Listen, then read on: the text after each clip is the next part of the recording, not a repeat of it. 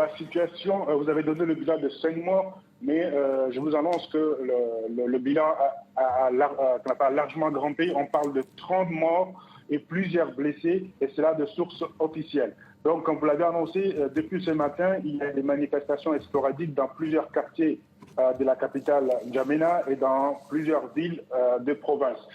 Ces manifestations sont à l'appel, elles ont été lancées suite à un appel des mouvements de citoyens Tama, ainsi que des partis politiques comme les transformateurs ou les patriotes.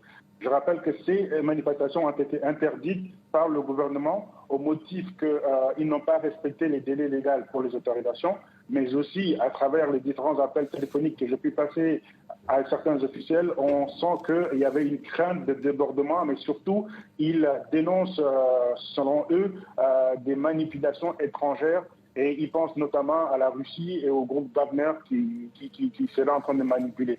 Et aussi, il y a une crainte que ces manifestations débordent et fassent des dégâts, comme ce fut le cas dernièrement lorsque les stations et plusieurs sociétés françaises ont été attaquées. Donc le bilan de ce matin, je le rappelle, est de 30 morts, plusieurs blessés. La situation est revenue au calme, mais les rues de N'Djamena sont quasiment vides. J'ai fait le tour des différents points.